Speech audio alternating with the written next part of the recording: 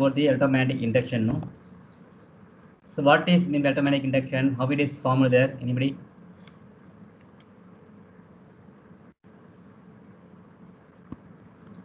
Anybody?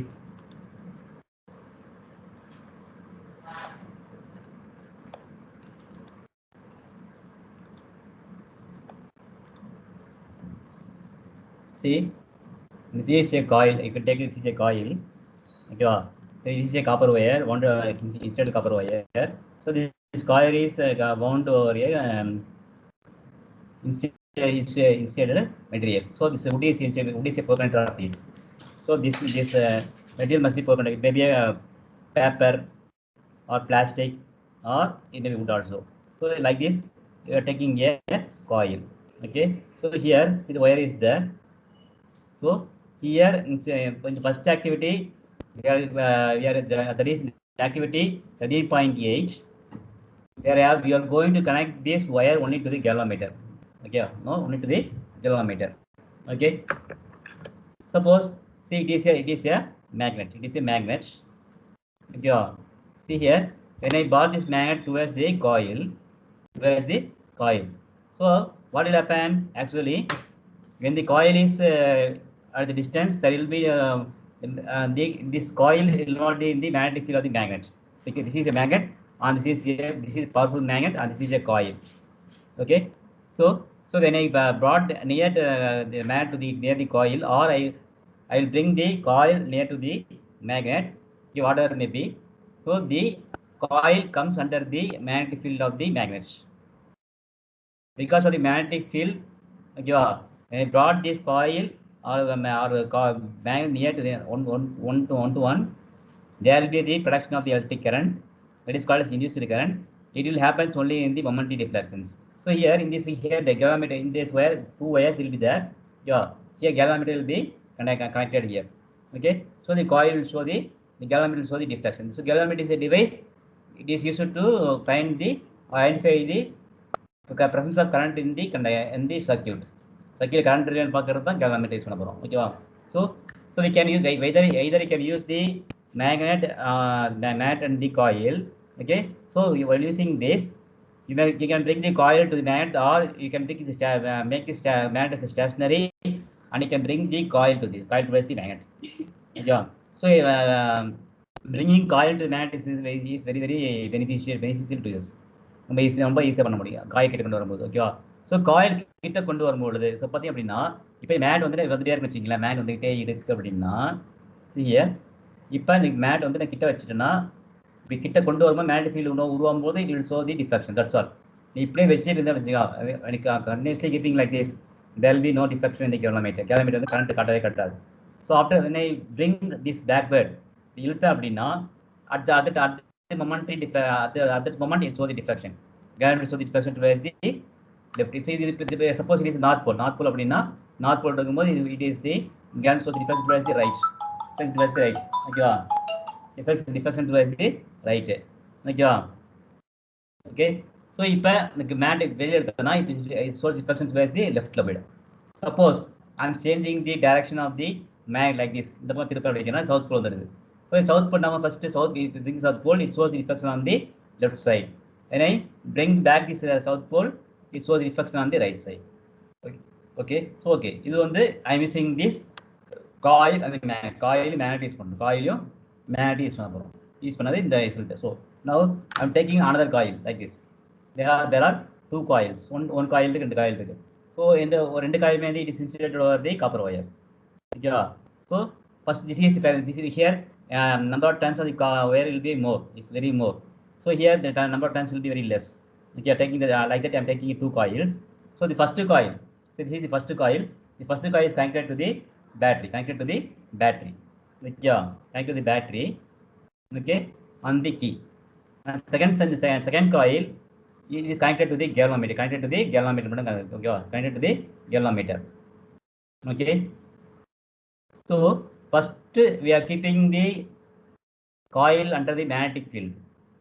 Here there is no magnetic field. Both are coils.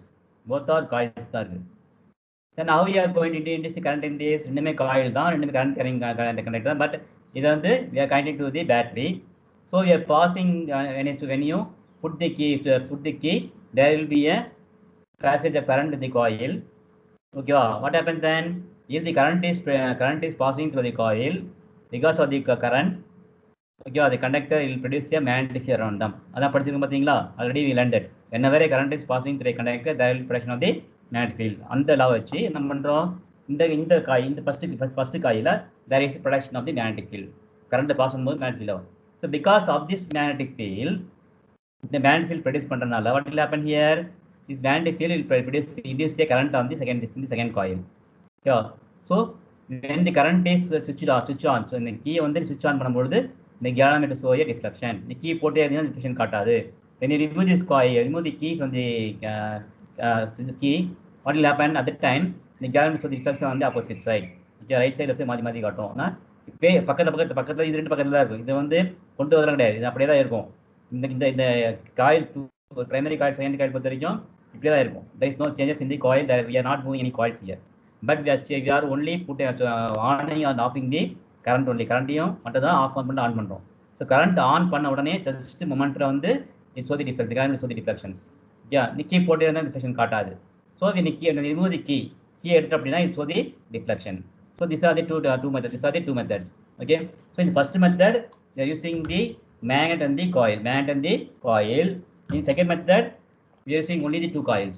What is in both the methods, we are going to bring the second coil only in the coils, which has to be current has to be induced. We are keeping under the magnetic field. Under the magnetic field கொண்டு வரப்போறோம். So first வந்து டைரக்டா magnetic field வைக்கிறோம். செகண்ட்ல வந்து coilல இருந்து magnetic field உருவாக்கி அந்த magnetic field இந்த coil கொண்டு வைக்கிறோம். So both are same only. So because of the magnetic field only, we are inducing the current. So this type of current. So this passes by which by changing magnetic field in a conductor. Induces current in another conductor. Induces current in another conductor. This current in the another conductor is called the electromagnetic induction. புரியுதா? Definition புரியுதா? The process by which a changing magnetic field in a conductor, ஓகேவா? Okay, conductor induces a current. Conductor induces a current. Yeah, in the another conductor. Is called it's called electromagnetic induction. புரியுதா? So this is the definition for this. So any doubt in this? Okay. For this, we are going to use the Fleming's right hand to find the direction of the induced current. We are going to use the Fleming's right hand thumb rule. Right hand rule. What is right hand rule? So this is on the day we saw the for electric motor we saw the left hand thumb rule. So here we are going to use the right hand thumb rule. See. So also set these fingers like this. On your videos, all of you. Here, set these fingers like this. Set the fingers like this. So here, so this is same like the same. Three fingers are mutually perpendicular to each other. Okay. Three fingers are mutually perpendicular to each other. Okay. See here. So for which is forefinger, it is middle finger and the thumb finger. You know that. Okay. See here. So the middle finger indicates the direction of the current. Okay. On thumb represents the direction of the force of the conductor. Okay. Then here, this one, forefinger represents the direction of the magnetic field. So in this, the Fleming's left and right hand rule is used to find the direction of the induced current. Direction of the induced current is பண்ணி கண்டுபிடிக்க போறோம். ஓகேவா? So force வந்து அப்புறம் பார்த்துக்கலாம். So thumb represents the direction of the force. So like the same only. So the same how is the using the left hand thumb rule, the same we are using the right hand thumb rule, same fingers, but changing the hand alone. கையை மட்டும் மாத்துறோம். Changing the hand alone. Okay. So clear? So this is the when you stitch the three fingers of the right hand, the forefinger, middle finger and thumb such a way that are mutually perpendicular to each other. Okay. So the forefinger represents the direction of the magnetic field. Okay. Thumb represents the direction of the current and the induced and the middle finger, that is middle finger represents the direction of the induced current. Okay. Okay. Then the middle finger show the direction of the induced current. So we are going to find the direction of the induced current using this Fleming's second. So up to now we have seen the three rules: Fleming right hand thumb rule, Fleming's left hand rule, and Fleming's right hand rule. So these three rules are used to different types. All these three rules are not the same.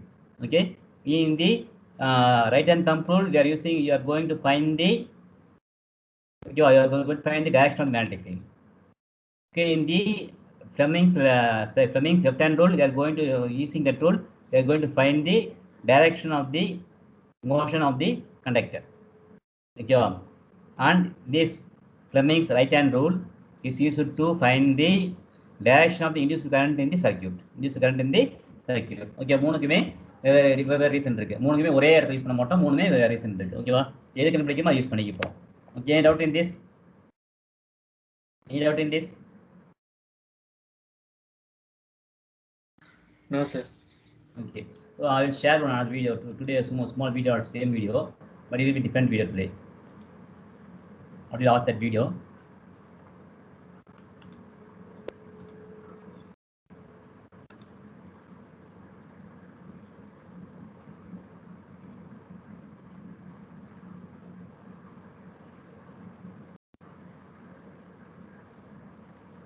Hey there, I'm Natasha, and my specialty is making all your app building dreams come true.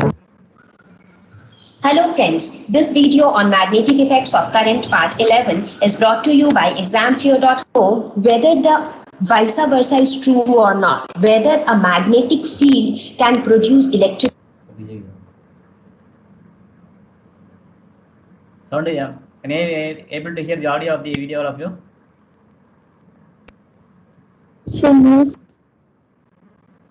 Current or not? So that is our question now. So now this phenomenon of electromagnetic induction tells us that even a magnetic field can produce electric current. The way electric current can produce magnetic field, similarly magnetic field can also produce electric current. So in this topic of electromagnetic induction, we will see how does a magnetic field produces electric current.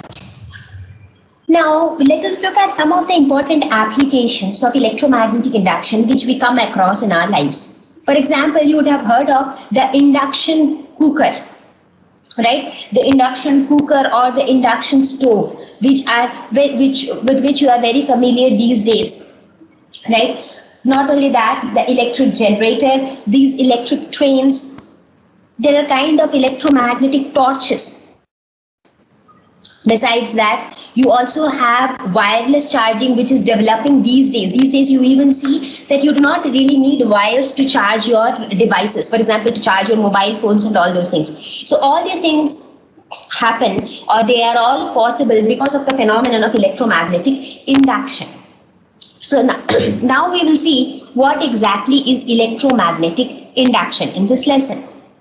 So it was a scientist named Faraday who performed certain experiments and found that even magnetic field is capable of producing electric current. So what were the experiments which he performed? He performed a series of experiments. So the first experiment which he performed was that he took a coil and he took a magnet. Now he observed that as the magnet is brought near the coil, as the magnet is brought towards the coil, there was a deflection in the galvanometer. So here if you see, in this coil, there is no source of current. So there is no battery in this circuit to produce current. But as the magnet is brought towards the coil, there is a deflection in galvanometer. And also as the magnet is taken away from the coil, the deflection in the galvanometer is in the opposite direction. Again, he observed that he reverses the north and south pole of the magnet. Same deflection effects were observed, but in opposite direction. For example, right now, the north pole is facing towards the coil, right? So what is happening when it is coming near, the deflection is occurring in this direction. But he observed that if he reverses the north pole and south pole and bring it near, then the deflection will happen in this direction. So if we reverse the north and south pole, the deflection also gets reversed. When the magnet is brought nearer and when it is taken away, again in that case the deflection gets reversed. So what did he observe? I mean, his conclusion from this observation was that relative motion between magnet and coil induced electric current in the coil. So he said that it is because of the relative motion between the magnet and the coil that electric current was induced. Now the question was, how can current be induced by motion of objects due to relative motion between objects? Okay, so this was just the first part of the experiment. Okay, he also observed that if he moved the magnet fast, then the deflection was more. That means it also depended on the speed with which the magnet was coming towards or going away from the coil. Now, in the second experiment, what did he do? See, can you understand this point now? Can you understand this point of view? Yes, sir. Yes, sir. This is, I think I agree with part 8. Okay, now it's easy.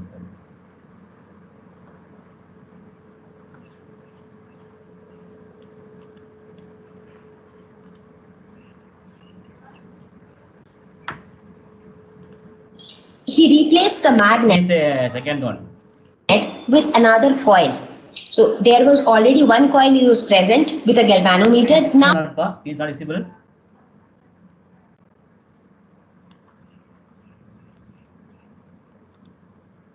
So now the screen is visible, sir. Okay, let's wait.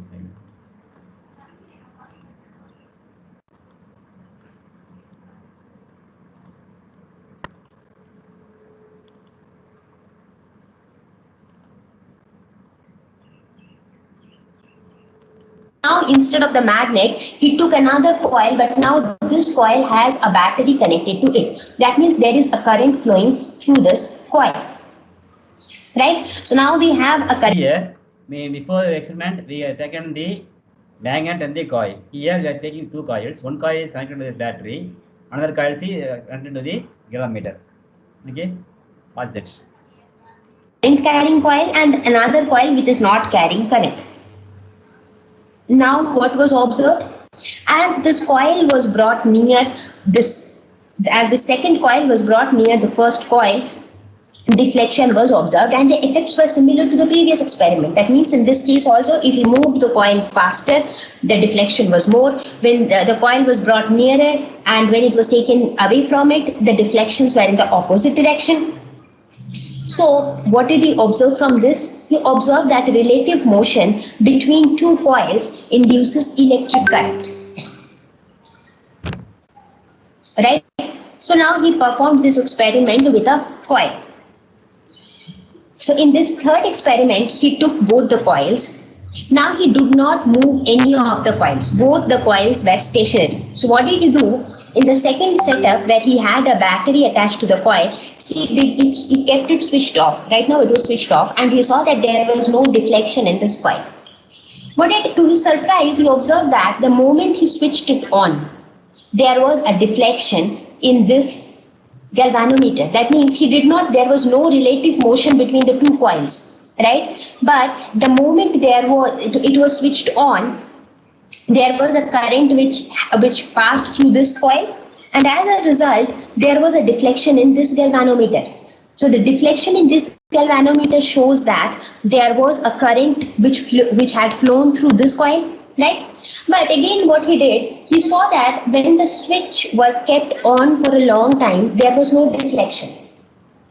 Again, when he released the switch, the moment he released the switch, again he saw that there was some deflection. So that means there was a momentary deflection which was observed the moment the switch was on or the switch was off. But when it was switched on or switched off continuously for a long time, again there was no deflection. So from this he concluded that relative motion is not an absolute requirement for inducing current. So one thing became clear, that current was getting induced in this coil. Now how was the current getting induced? That was the question which was still undiscovered. So so now let us look at what actually was happening.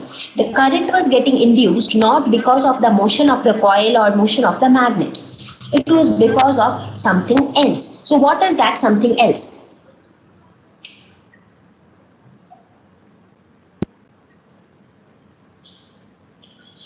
So based on these three experiments performed by Faraday, he So EMF means electromagnetic force is induced in the circuit. Because of this electromagnetic field lines, it is called as magnetic flux. Okay, because they're changing that because of the magnetic field flux or field, we're getting a induced current there. That is called as induced EMF. gave his two laws of induction, which are known as Faraday's first law and Faraday's second law. So he gave the first law, in which he stated that an EMF is induced in the circuit whenever the amount of magnetic flux linked with a circuit changes.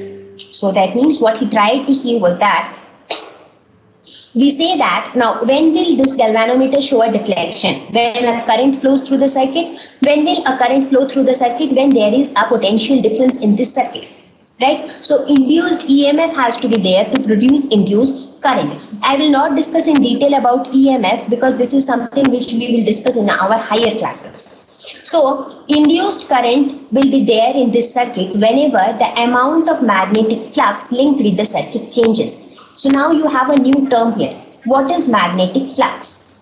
Magnetic flux is nothing but number of magnetic lines per unit area.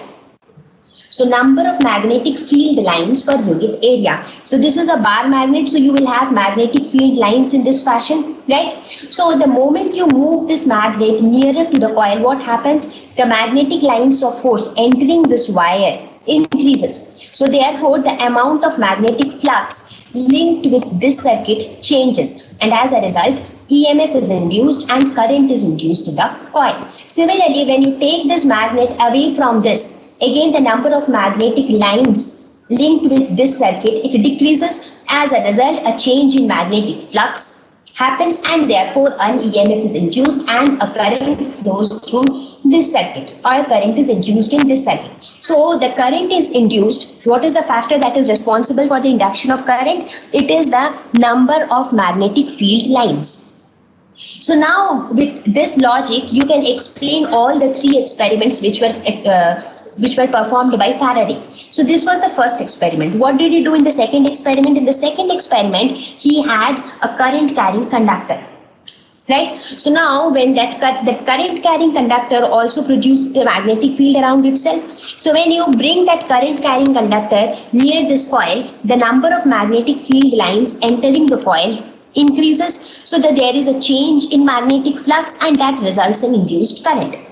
Similarly, in the third experiment, something interesting happened. You did not move the circuit at all. When you switched on the circuit, what happened? Current flown through the circuit. So when current flows through the circuit, magnetic field is produced. When magnetic field is produced, there are some magnetic lines of force which entered this coil. So there was a deflection. But when you kept it switched on for a longer time, the number of magnetic field lines remained the same, because in this case, the number of magnetic field lines is changing because you are moving the magnet. So because of this motion, the number of magnetic field lines associated with this coil is changing. But in the third experiment, since you were not moving it, therefore, when you kept it switched on for a longer time, the number of magnetic field lines remained constant. So there was no change in the number of magnetic field lines and therefore no current was induced. Again, when you switched off the circuit, the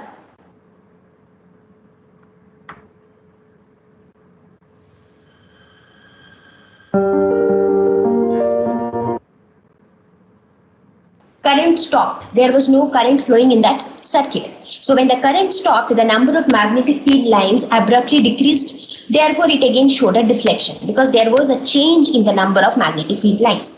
So current will be induced when there is a change in the number of magnetic field lines associated with that coil. So this was Faraday's first law of induction.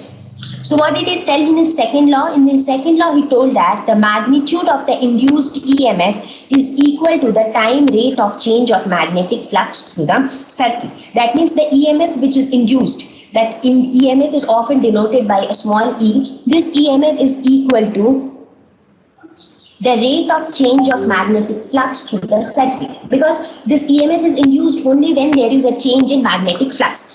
Magnetic flux is often denoted by phi. So this is written as d phi by dt. That means how this magnetic flux is changing with time. This will determine the magnitude of. Now there are various methods by which we can produce induced EMF. What are the different methods of induced EMF? By varying magnetic field. If we change the magnetic field, then the induced EMF will also change because it obviously depends upon the strength of the magnet. If we use a magnet whose magnetic field is very small, then the current that will be induced will also be small. So by changing the magnetic field, by varying the area, because as I mentioned that induced EMF is nothing but rate of change of magnetic flux per unit area. And what is magnetic flux? It is the number of magnetic lines of force per unit area. So that means if you change the area, you can change the magnetic flux. By changing magnetic flux, you can produce induced EMF. So area will also become a factor to produce induced EMF. By varying relative orientation of coil and the magnetic field. That means the angle between the coil and the magnetic field. As we can see, that also comes from this factor, magnetic flux, because it is magnetic flux is nothing but number of magnetic field lines per unit area. When you try to find out its expression, you see that there is a theta, or there is a theta, that is the angle between the coil and magnetic field involved there. So I'm just touching it off just to give you some information. For detailed information on each of these parameters, that what is the exact magnitude of induced EMF, what is the exact magnitude of induced current, how these factors will actually help to produce induced EMF, you can refer the videos of class 12 on magnetism. Now the question is, how do we know the direction of induced current? So far we understood that electromagnetic induction is a process in which current will get induced in a coil due to the change in magnetic flux associated with some another coil. Now the question is, how do we know the direction of induced current? So for this again we have another rule known as Fleming's right hand rule. We have already studied about Fleming's left hand rule. What was the purpose of Fleming's left hand rule? It helped us to calculate or to determine the direction of the force experienced by a current carrying conductor in magnetic field. Now Fleming's right hand rule will tell us the direction of induced current. So in order to find out the direction of induced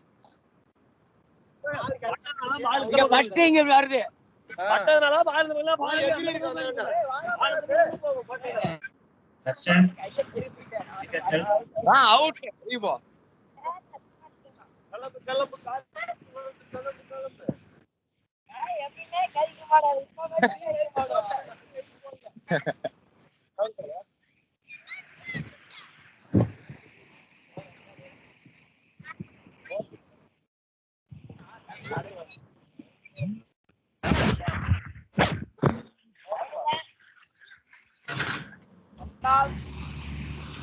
போடாருண்ணே ah?